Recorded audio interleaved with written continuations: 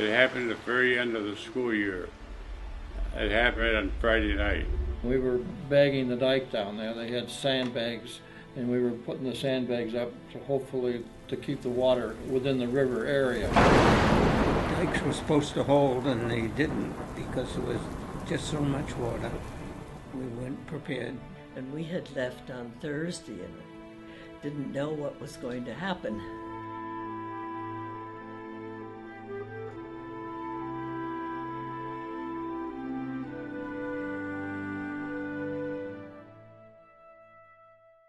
I lived at the time at Caton, New York, which is south of Corning. We had heavy rains, but no flooding because of our being higher than Corning. So when the flood came, people were trying to get out of Corning and finding a place. They came through Caton. We weren't flooded. We were up on the hill and we were fine. Yeah. But just remember helping other people from down below. He had come back with the rest of the fellas that lived on the street, and they said, well, it's leveled itself, it's leveled itself, and things are going to be okay. And it wasn't too long after that, then someone came to the door, or just say to us personally that we should leave. And I thought that they were getting really overly excited about this, but Jack said, no, we must follow through with what they want us to do.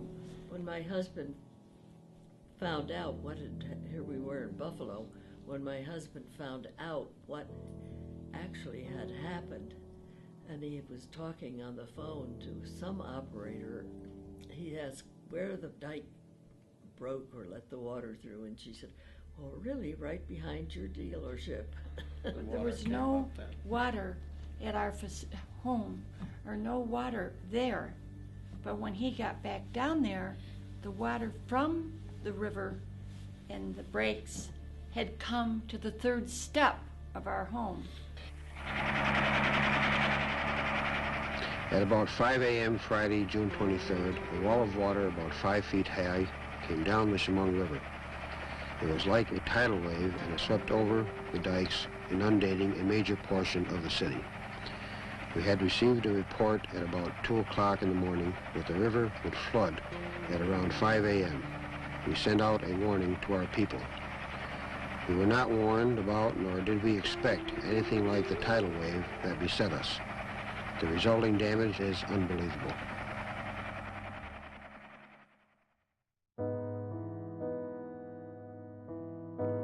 A special statement by Amory Houghton, Jr., chairman of Corning Glass Works. Mr. Houghton. Thank you, George. Other than mourning with the families who have lost almost 20 people at the latest count, it really is still too early to assess the loss, both in human lives and in property. And my husband had an automobile dealer agency right on the corner of Madison Avenue and Water Street. What was the name of the business? Lyman D. Gridley, Inc., Lincoln Mercury. And we got back on Sunday. They wouldn't let us in town until sometime on Sunday. And there were cars piled on top of cars. It was just a horrible disaster area. And inside the building there had been 6 feet of water going through. And every desk was covered with about this much mud. And on the top of one of them was a dead fish. There were things that were funny, that you wouldn't think you would get a big kick out of them, but you did. And I was trustee of the First Congregational Church on Pulteney Street. It was strange. We had just started a campaign to get a new pipe organ. There was an electric organ there, and it was up on top of the pews. We were lucky when we got our records cleaned up out of the bank safety deposit vault. We found out we had insurance on the old organ, and we didn't know it, so we could just cancel the campaign and, we had enough insurance to buy the pipe organ. I guess it was my suggestion that we go to Corning Community College parking lot. We had a camper at the time, and so I thought, well, we could go up to the tow path to hook it up and take it up to the parking lot at Corning Community College, but she didn't do that, so we lost the camper. My wife was a school teacher, so she was home, and she could write that diary. The ditch in front of the house is our running water. It is quite a sight to the neighbors gathering water there. One never-to-be-forgotten sight was a young couple washing in the gutter sterling silver wedding gifts they had received yesterday. When you first look at it, you just want to close the door and leave. When you look at what was there. Horsehead's Junior High East, 7, 8, 9. I was principal at the time. When I came to work for, the students were all gone by the following week. And I came in and all at once somebody came in and said, "We're taking over your building." I said, "What are you doing?" And they said, "You have no choice." And so they took it over. They took over all the academic classrooms with different relief agencies. The money seemed to be just flow. There wasn't any question about the money being there.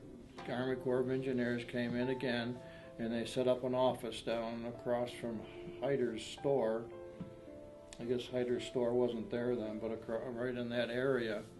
Old Market Street.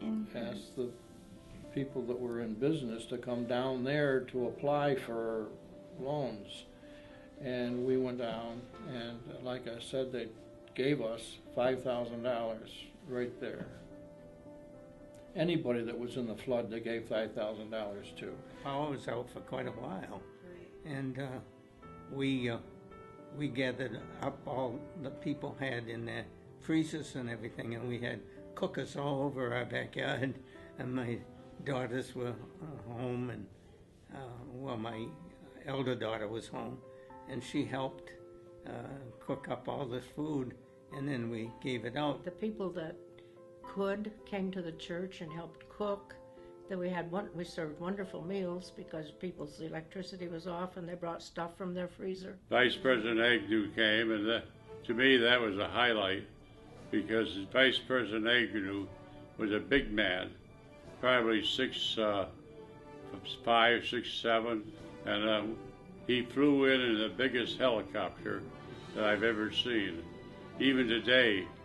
And there were approximately 20 people in the helicopter, and they had the guards up on top of all the buildings with rifles, and they told us, "You can watch out the window, but you don't open the windows or we'll shoot." They came by with inspectors to go inspect your property to see what you needed done, and they came down and we had it figured out what we thought we would need done, and they gave us loans at 1%.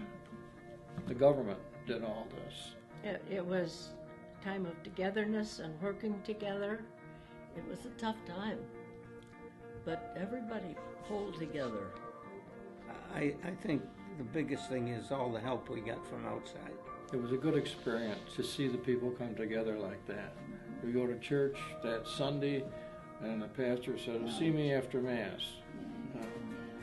Pardon me? Yes. And after Mass, he hands me an envelope with a $500 check in it. When you look back on it, it was amazing how well things came together afterwards.